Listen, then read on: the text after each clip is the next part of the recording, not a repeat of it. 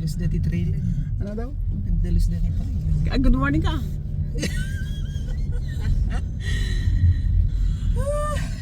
Kami ay maghahanap ng bigas dahil mahirap na magutom. Di baling walang ulam basta may bigas. Wala na tayong bigas sa stock. May dalawang sako pa ata. Pero pa ba? Wala na akong nakita, nakatayo doon ako. Meron, last na Ano na ba? May dalawa pa, alam ko. Hindi, isa na lang. Kasi kinuha ko naalala mo pinakuha ko yung isa. Saan ka bibili ng ng sila bigas? Sa Walmart may sale. Hindi kaya scam na naman? Kasi kung na-scam tayo pag-awid na pa yan. Sabi mo na naman na sila naman sa website nila, tapos pagdating mo dun wala ligayam. I know, right? So yan, good morning. Ngayon ay December 27? Is it? I think so. Is it 27? Oh my God. Yung hindi mo na alam yung yung araw. Basta ang alam namin lumipas na yung Pasko. So December 27, 2024. At papunta kami ng Walmart.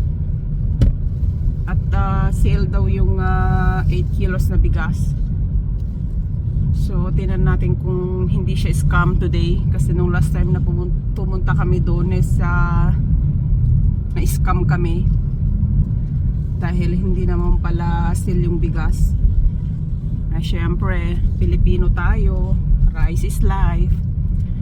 So ayan, ang ganda ng araw ngayon, mataas ang sikat ng araw. Yan, yan ang kapaligiran ngayon. Pero malamig. Ano bang weather ngayon? I think it's negative 14. Yeah. 14, I guess. Ayan. At sana ay may maabutan pa tayo kung talagang sale siya. Dahil maraming kaagaw pag sale ang bigas. Bigas talaga. Bigas ang buhay. Number 1 na pag Asian. Ang Asian mahilig sa bigas. Kaya see you later. Okay, bye.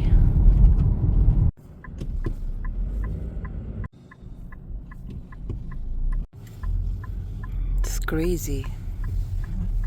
We have to park here. Punong-puno na yung parking lot. Pwede na ba dito? Dahil 2 araw na hindi bukas yung mall.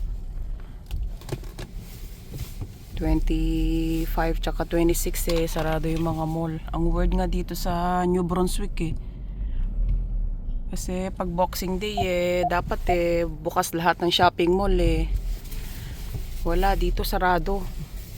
Sa ibang parte ng Canada pag Boxing Day doon sila naglilipa na mag-shopping.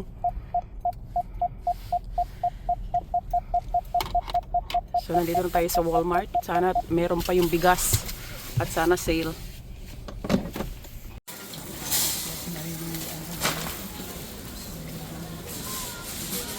May limit. Ito na ka na 11.98 saka 12.88. Try mo. Gusto mong i-try?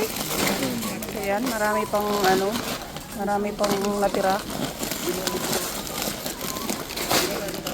Rice is life.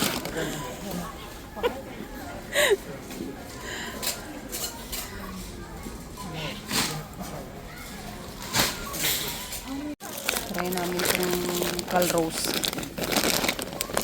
Hindi pa namin na-try ito. So yan. 5 sako na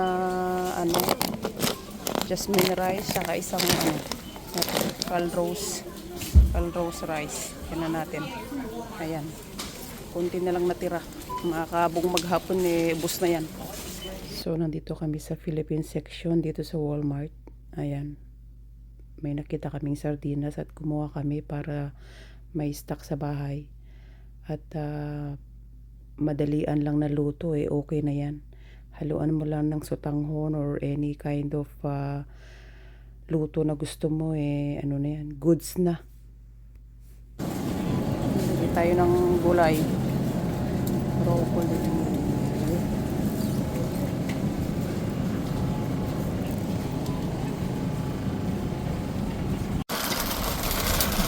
So yan, tapos na kami na malengke.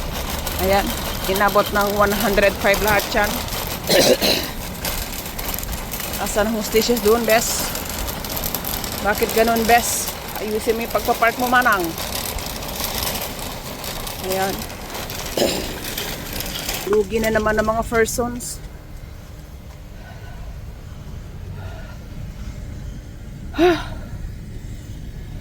Umuusok ba?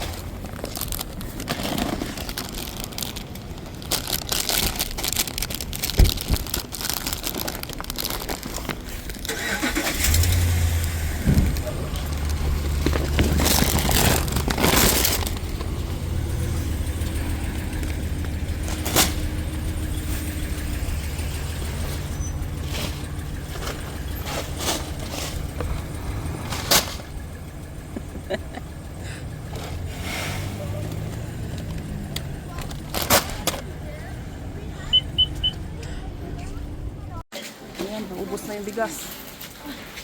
Kanina marami yan So ayan, punta tayo dito sa Lululemon. Kaya ako nga makalululin ako. No, awa na budget mo. Lululemon laman nyo kwa. No, nya budget mo, Lululemon. Pero no, awang budget mo, Lululemon laman nyo makayam. Lulu nga nya melon na. Ganon yun. So, nandito kami sa La Viena, Villa Vienne. Ayan. Ang katantera kang tibak. Yung nga green dito Amo kay small size ko bebe, pero pinagpipilitan nyo, boss ko nga medium size sa kano. Nga, pinky ka. Siyempre kaya kano. Yung blue. Ano tong blue? Yeah. Ito maganda to. Mga makukulay na tibak. Yan kasi garter yan. Ayoko ng garter na ano ko dyan. Ayan, tatlo. Dalawa pa. Sigurado ka kasya ha? Bawal balik-balik. Isa na lang. Makulay ang mundo. Ito, anong gusto mo? Blue or green na ano? O kaya green na ganito? Eto, bakit maganda to? Ha? Ayaw mo ng puti, di ba? Ayoko ng puti. Bakit iba to? Ibang price nito? Hindi, Oo, pareho lang. Ayan, 5 for $30. Nahinginan. Dati piyalayo ko Ano to? Yung cotonize? Gusto mo ba ng ganyan? Ito mga ano to yung... Di ba? Tingnan mo yan. Oo. Ito. Itong green. Green o blue? Oh, ito. Ito wala ka pa nito. Okay. Christmas ah. Mm. Yung tapos sa Christmas na Ayan. Pwede din. Sa... Ano ba? Apat. Hindi bala ka dyan. Naka-video ka. So ayan, first time nating mag-voice over dahil napakalakas ng music sa loob ng mga shops. Kaya ayan, itry nating mag-voice over kung magandang outcome. Anyways, nandito kami ngayon sa Skechers. Ayan. Tingin-tingin kung may magustuhan. So ayan, mga presyohan. May kamahalan. Sale pa yan Yung ganitong klase ng mga sapatos, magaan sa paa yan. Ayan, parang ganyan yung binili namin na sapatos sa aming dakilang ina. At gustong gusto niya dahil magaan daw sa paa at pinangsusumba daw niya. So ayan, tingin-tingin lang kami dyan. Kung may magustuhan. Kaso lang, ang partner ko, nakatingin lagi sa price. Ganyan yan. Laging sabi, mainin. Ibig sabihin, mahal daw. Ayan. Sa totoo lang, nakakagulat yung mga presyohan na ngayon ng mga bilihin. Grabe yung taas sa inflation. Sobra. Kung ikaw pala shopping ka at minimum lang yung sinasahod mo sa isang buwan at marami ka pang mga bills na binabayaran, ewan ko kung paano ka na makakasurvive sa panahon ngayon. Naalala ko tuloy yung laging sinasabi ng nanay namin na matutong mamuluktot kung maiksi ang kumot. Malalim palang ibig sabihin nun. Kaya ngayon, na-appreciate mo na yung mga lagi niyang sermon before. Dahil na-apply mo na sa pang-araw-araw mong pamumuhay. Bilhin lang yung kailangan, hindi yung gusto. Kung may budget naman, why not? May mga sobrang budget, why not? Pero kung alam mong kapos, kung hindi naman talaga kinakailangan, wag na lang. Sa panahon ngayon matuto tayong magtipid para in case of emergency, may mahuhugot ka. Dahil tulad ng buhay namin dito sa abroad, wala namang kami ibang matatakbuhan. Wala ka namang aasahan kundi sarili mo lang din naman. Yung habang nagkakaedad ka, nare-realize mo na napaka-importante pala ng budgeting. Dahil hindi naman habang buhay malakas ka sa pagtatrabaho. Darating yung time na manghihina ka din. Wala lang, naikwento ko lang. Malay mo, may makarelate sa ating hinakbis sa buhay. Char. So anyways, highways, balik tayo dito sa aming shopping galore, Kuno. Ayan, hanggang ngayon, wala pa rin siyang napipili. Wala pa rin siya nagugustuhan dahil lang presyohan talaga ay malala. Ayan. Lagi siyang bumubulong na mainin daw. At sabi ko naman sa kanya, wala naman ng mura ngayon, sa panahon ngayon. Kung may mura man, tao na lang ang minumura ngayon. So, nandito kami sa Bath and Body Works. Ayan. Tingin-tingin kami dahil marami daw sale. Kaso lang, wala namang kaming nabili. Ayan, hanggang window shopping na lang ang ganap for today's video. Maraming bumibili sa shop na yan, kaya umalis kami agad.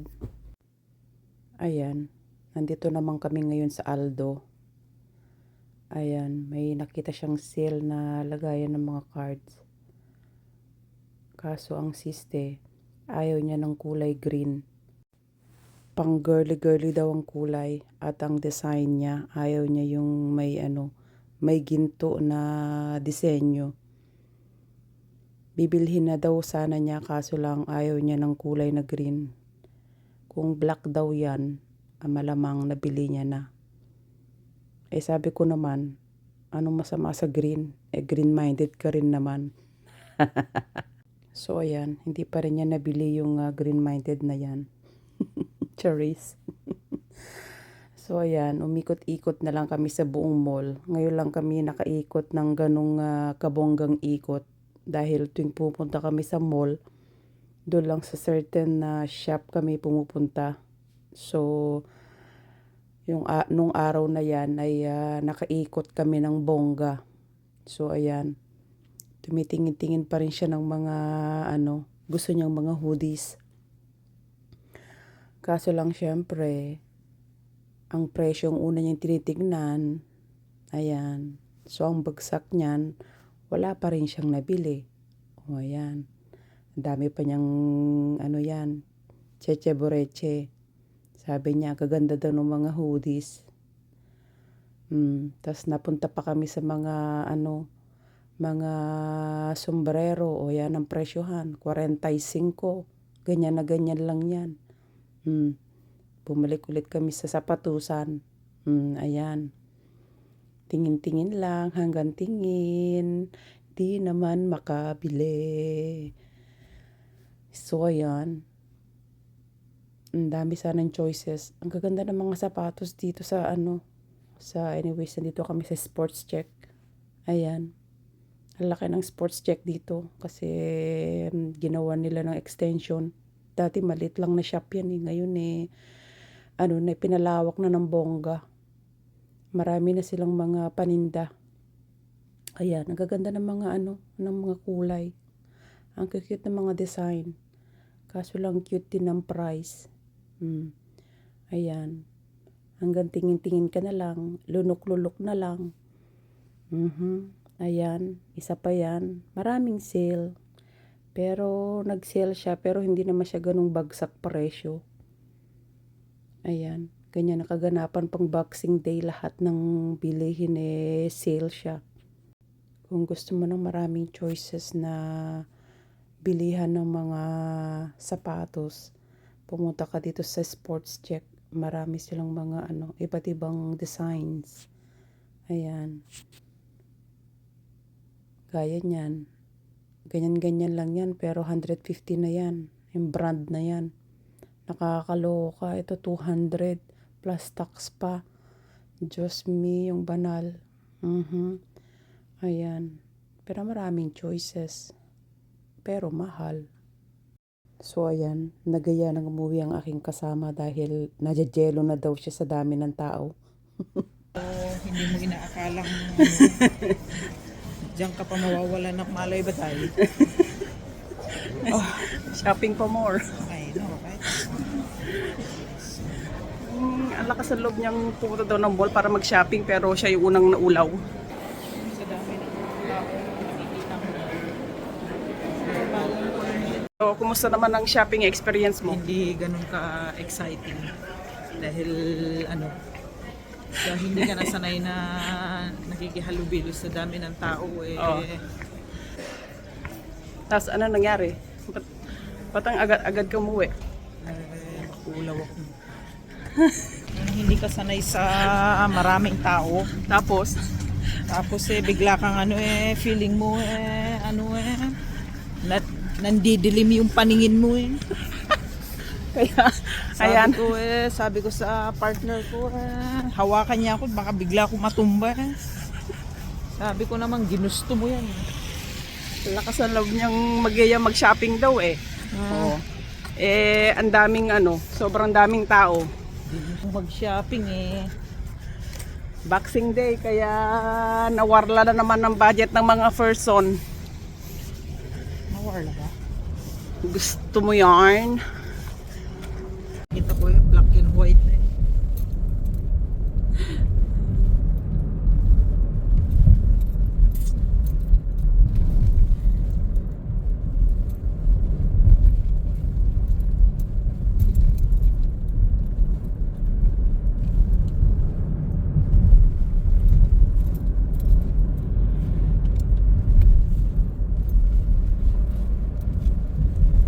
nalalaman ni Lolo. Cute, pwede magnadamdama. Sweat damit.